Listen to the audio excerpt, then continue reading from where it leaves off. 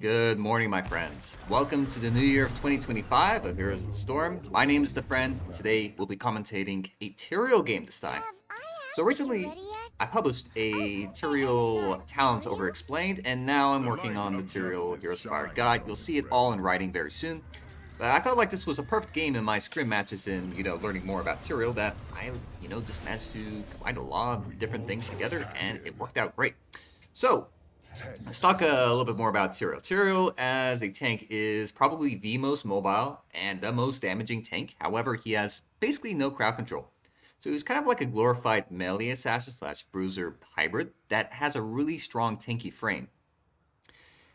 On a team, it's kind of a strange team we got here, but it does work to Tyrael's advantage. Abathur is a very good hat. Tyrael is a very good carrier of the hat. He can easily get into the enemy team. He appreciates the extra burst damage, and a lot of times he can follow them to secure a kill. Kerrigan really appreciates Tyrael being in the front lines with her, and in this game you'll see that I actually pull off some really good sanctifications to keep her alive. Alex Straza, it's whatever. I was thinking about, let's do some glow builds. It's gonna be funny. But I actually really do enjoy Alex Straza with Tyrael. If you have a very strong, like, short range slash mid range team, they can cover Alex Straza for you whilst you're in the enemy backline. And every so often, when you need to, you can come back to the Alex Straza. You can sanctify the ground that she's trying to heal, or give some holy grounds, and you can basically give her a lot of protection to that manner. The team we're facing up against is actually kind of scary.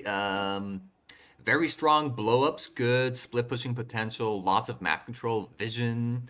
So it's gonna be a little bit spooky. However, I have a good feeling we're gonna win this game.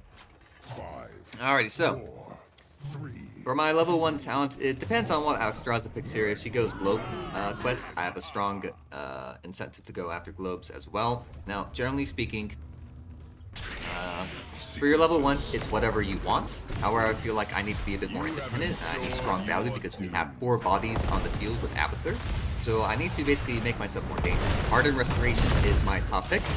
Because of this, I need to make sure I collect all the globes possible so that I am boosting up Alexstrasza and myself. And you can kind of see I'm taking very aggro fights. I'm not at all worried because Variant level 1 is not a hero. You wait until level 4 before he gets his taunt. And before then, you need to pressure him a lot to make sure that he doesn't get his ground for free. I have a feeling I want to go bot lane, but I reserve that. I hold off on that because Abathur can soak for us. Just make sure we get the globes. That's the only thing we need to do in the early game. Tyrael is not super strong in the early game, so if anything, you're perfectly fine with it being completely average and uneventful. I see Baron trying to rotate. I need to make sure I intercept, but a little slow on the draw.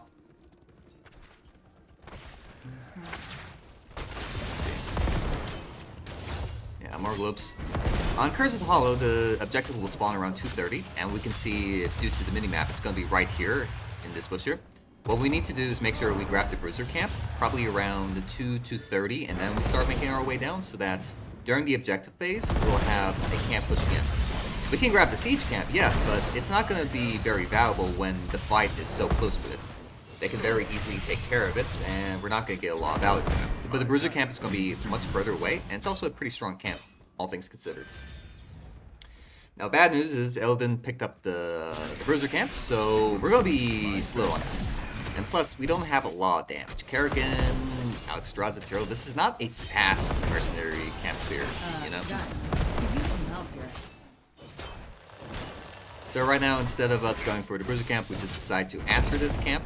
Remember, you should, if you had the choice between objective and a camp, on a lot of maps, you'd rather deal with the mercenary camp because, at best, a team that properly defends the objective can only lose one point, and that's it. But if you let a mercenary camp go unanswered, it can definitely take out a fourth.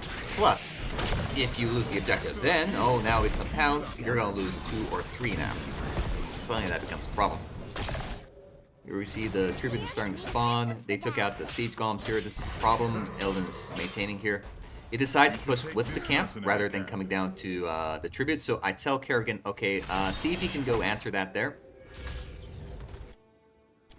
Defend Here. this with your lives. Okay. Team is getting a camp so that we have something at the very least threatening the enemy team. We're not going into this, bombs up. I don't have a lot of damage towards the camp, so as a tank, it is your responsibility to gather vision and control ground. The healer and the damage dealer are the ones that should deal with the mercenary camp. You as the tank, you need to catch experience, not soak a wave, but catch experience that's easy, and make sure you control the important bushes so that when your team comes in, they're not going to get surprised by the first bush they come across. Cursed Hollow has a lot of them, and if you're not watching your step, you will definitely get ambushed and die. I don't know where any of the team is, so entering any bush right now is kind of dangerous to me. So, and my team is nowhere to be found. I'm not gonna bother risking that. I'm just gonna stay in the area because, hey, if they start capturing it, it's very easy for me to interrupt it. So I'm not too afraid. I walk in. After it secures that, I was just about to keep it. This was the time I wanted to teleport over. However, Baron ended up taunting me. And you can just see I'm in the backline. I don't care at all. Thanks to the Abathur hat and the healing I got from Ardent Restoration and my level 4 talents, I am basically cruising. And I'm not at all afraid.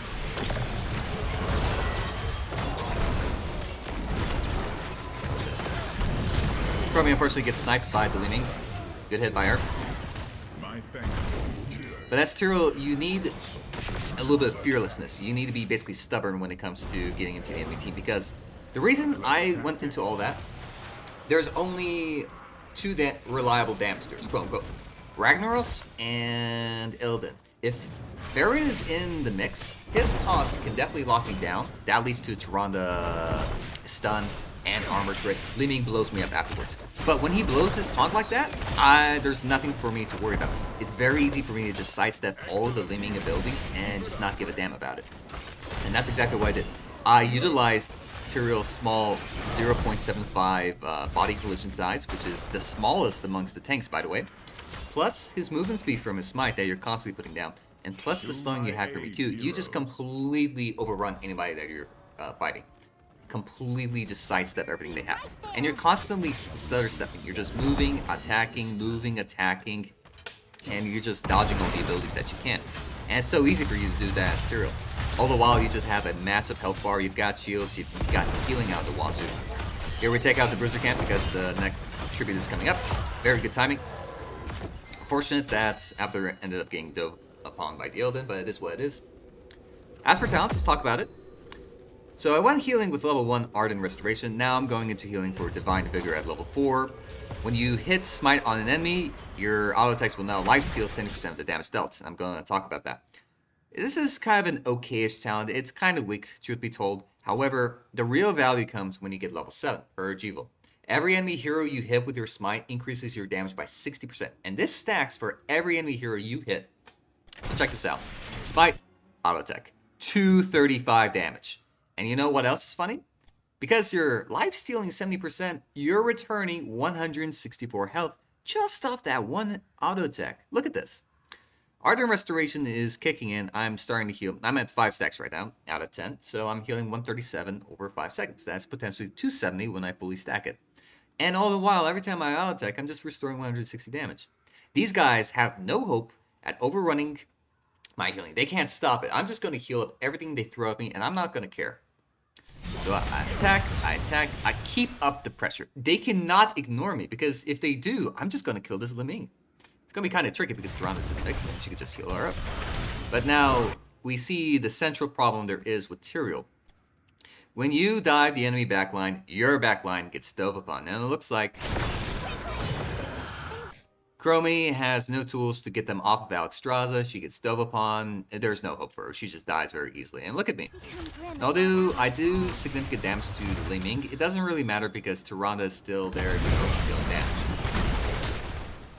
Also note how I toss out the sword and I sidestep to the side so I avoid the skill shots that were coming for me. Because the teleport, you're always going to teleport there, so you might as well. Partially without Alexstrasza. And Kerrigan being top lane answering the Illidan that was pushing, we don't really have a chance to interrupt this objective. Chromie's doing a very good job of stalling those. She has the range.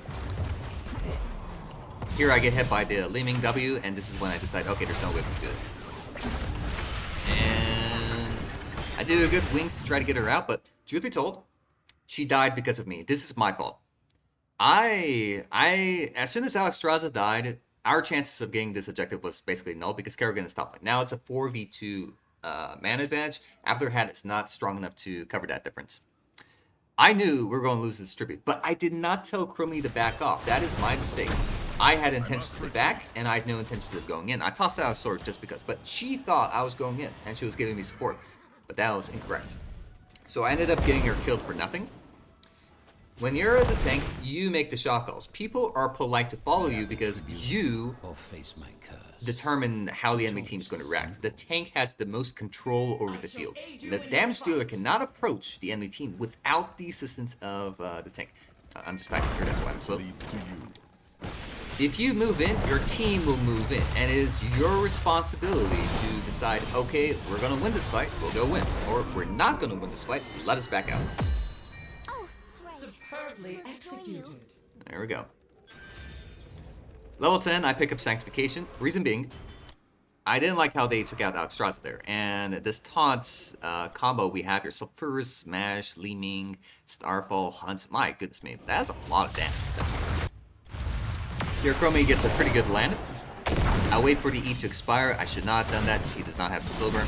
It's a very easy kill. Just look how easy it is for Tyrael to just pick off a straggler.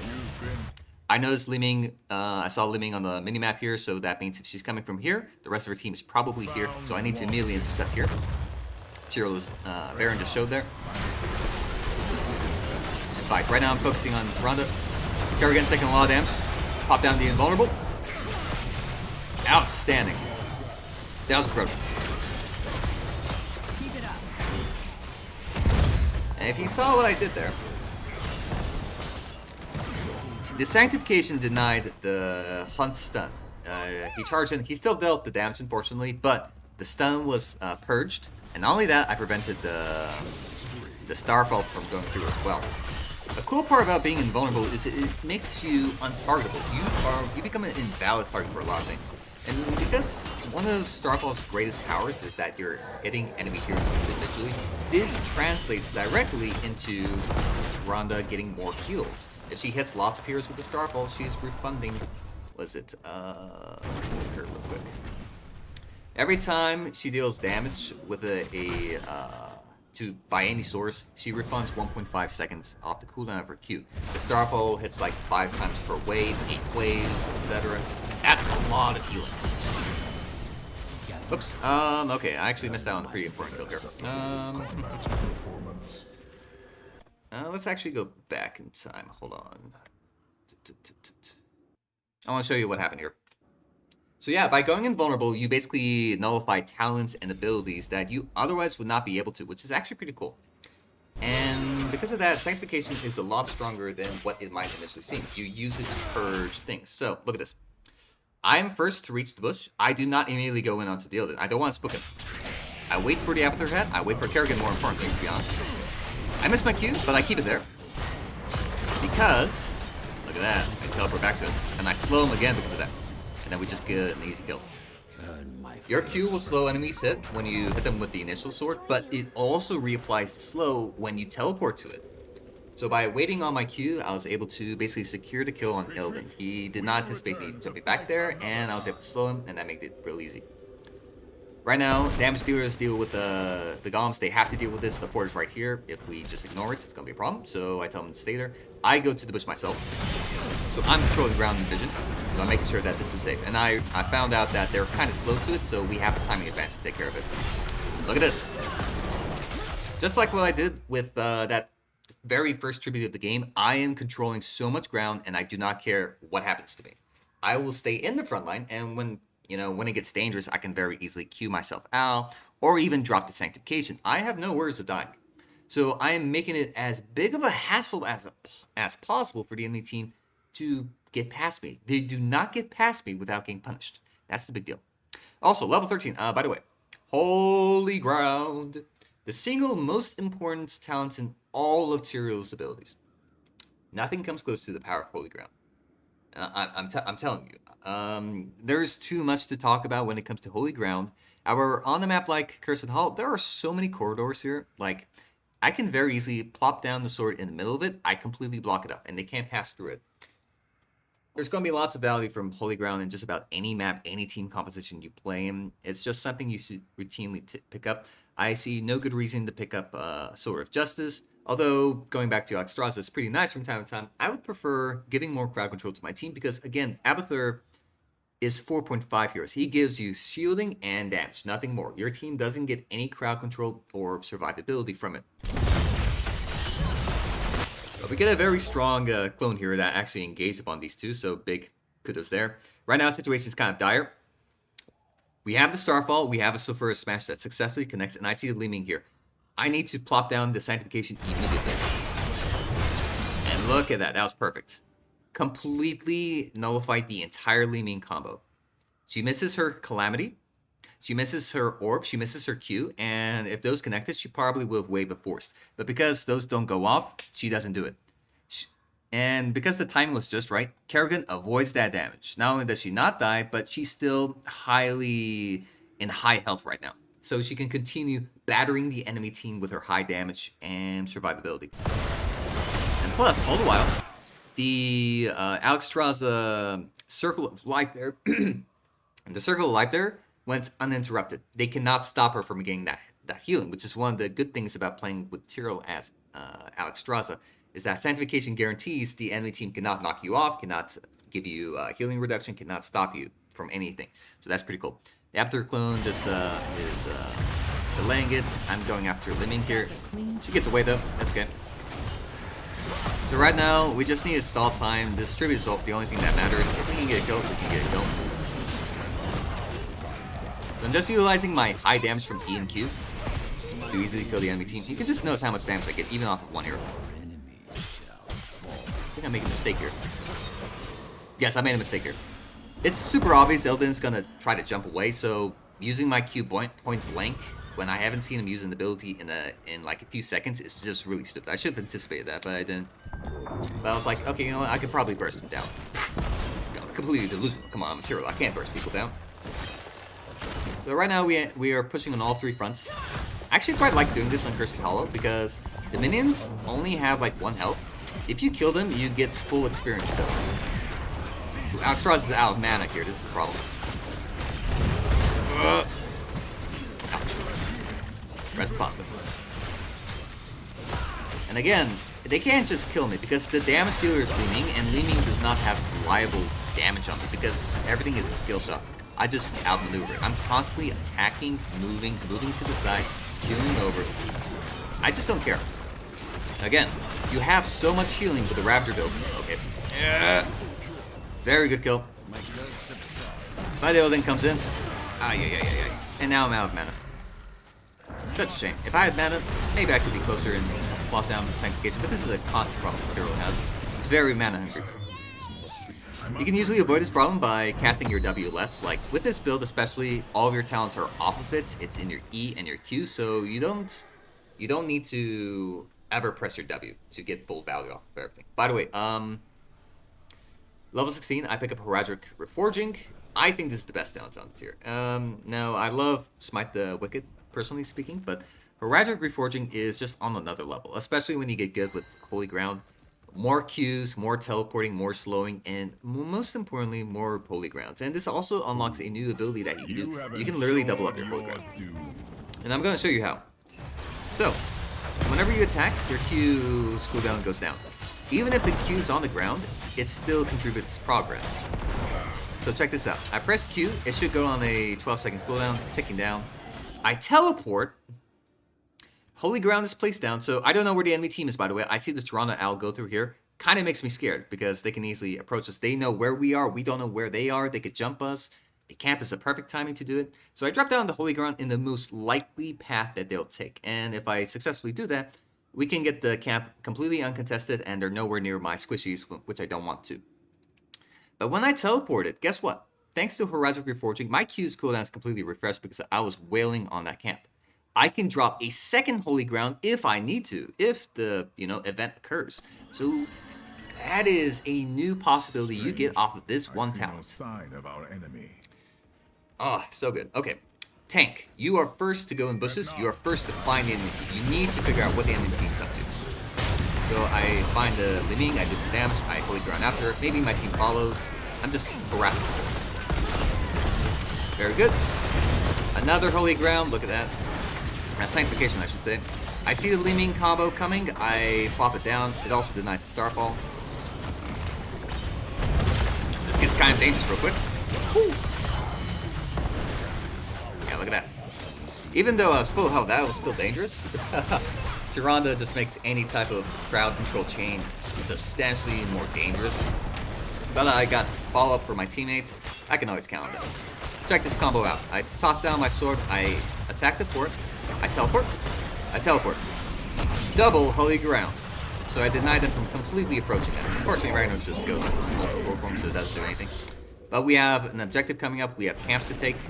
The fact that he goes into multi-core doesn't mean anything. We can just do something else instead. So I made a mistake here. I should have dragged Kerrigan over to do the boss. This wave is not all important. It is super far from the fort. There's just 2 catapults. Not a big problem. We need to kill this boss immediately.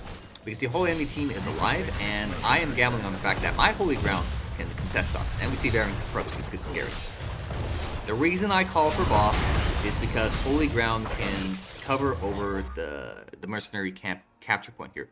Tyrael cannot, even if he wants to go into the point, he cannot enter it because of holy ground, and I can't. So I can easily capture this. Even if they come for me, I'm not afraid because Tyrael is the best mercenary camp, controller. Aside from, like, maybe, let's say, May, Falstad, Garros, these type of heroes can go into it. Tyrael doesn't care, because he can combo it with Sanctification, which makes him the definitive best hero to control a capture point. I make sure we capture it before we go into the fight. Get down to it for some reason. I see the Tyrande gets rooted. I body block her, I holy ground her, I make sure there is no hope for her to get out of it. You jump on her, you holy ground, you substantially stall the amount of times she moves, and then with Heraldric Reforging, you just drop a second holy ground, and you confirm the kill. Very good combo. Tyrael is really good when it comes to pursuing stragglers in that regard. Tribute's gonna be bot lane, and right now, I'm basically keeping an eye on the enemy team on the map here. I'm just watching what they're doing. If you know where 1 or 2 heroes are, if you know where 2 heroes are, you can definitely tell that the enemy team has no plans of contesting the point here. So I'm not at all afraid. I just stay in the area just in case. We have done Okay. Right now, our next plan is to push out bot lane. I need to control the next likely place that the enemy teams will try to rotate through, which is this little choke point here. If they go through the gate, I can't stop that. That's no problem. But they're taking a slower path. I grabbed the globe and I'm very irresponsible and greedy, so when I should be holding off at this point here. Still though, it's all good in the end. They decide to go back to base. And right now we're just sieging. I'm just supporting the Chromie, make sure that she's okay so that she can hit the fort. Put down a Q just to scare Tyrande. She has died to me recently, so she should know better than to approach me. I have no idea what that was, to be honest. I see the Ragnar's here. I should be positioning myself now. Yep, there we go. Goes in his top lane, but he has no global hunt, so gets another Sanctification. Very cool. Amazing trap by Chromie. This Ragnar is just about dead. Yep. Illidan does a big blunder here. He thinks he has global hunt. He does not. He cannot support the team, and we just easily run over them. And now we just look at that. Very easy. With Heraldric Reforging, it's so easy for you to just follow up on an enemy. It doesn't matter how fast they run, you can always follow them. So, and let's also talk about that Sanctification in the fight earlier there. Although we were in no harm's way, you can also think of Sanctification as a safe way of making sure that you do not suffer any crowd control, that your abilities cannot get interrupted by CC, that you're not taking any damage. You're pausing the damage you take whilst you're still dishing it out. Invulnerability is actually a way of enabling a hero. Don't use it to save somebody. Use it to go further on the offensive where the enemy team cannot stop your onslaught. And that is why Kerrigan, Greymane, Illidan, these types of heroes love going with Tyrael because the Sanctification makes them do their thing. It's great. Right now it's just about guaranteed to be over. Yet another demonstration of double holy ground. Look at that. Aha. You can't get past that. I love low ground. If you can't tell. So, anyways, that's the game. Your responsibilities of Tyrael kind of come down to this. One, you need to get through the early game. Sometimes you just don't get through the early game as Tyrael, and then you need to wait until level 10 and level 13 before you start getting all your talents and you become online. Tyrael does no damage until he gets Purge Evil at level 7, which is his most important talent. You're constantly on the lookout to dive into the enemy team, hit as many heroes as possible with your Smite so you can get as big of a buff from Purge Evil, and then you start slapping everybody that you can. With your massive lifesteal and your healing, I ended this game with 40,000 self-healing. Look at that. That's pretty good. Illidan, somebody that's been life-stealing from, minions all game long, has less healing than me, and I was just smacking away at heroes.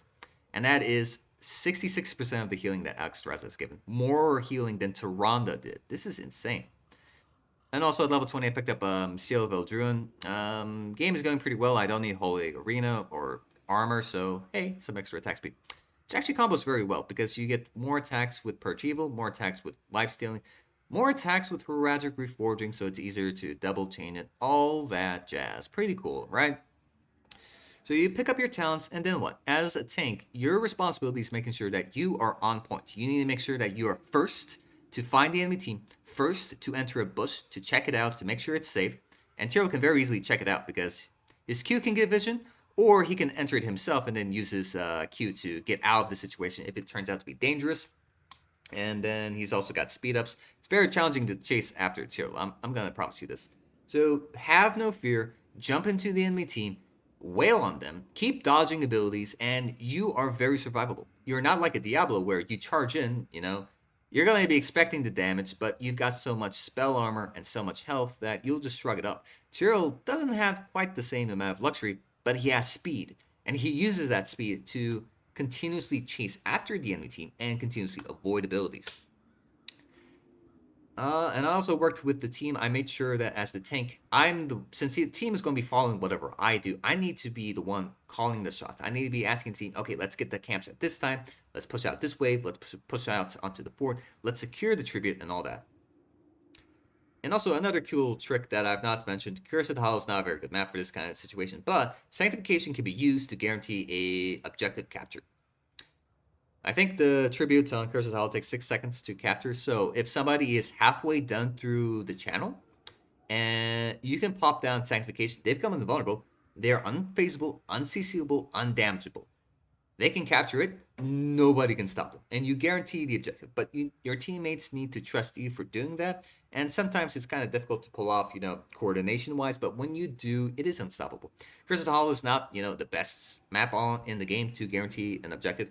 I say something like Towers of Doom to be more important because every altar is live or die. If you miss out on a tribute, you need 3, so it's not so impactful that you need to go after it. But Towers of Doom much more so.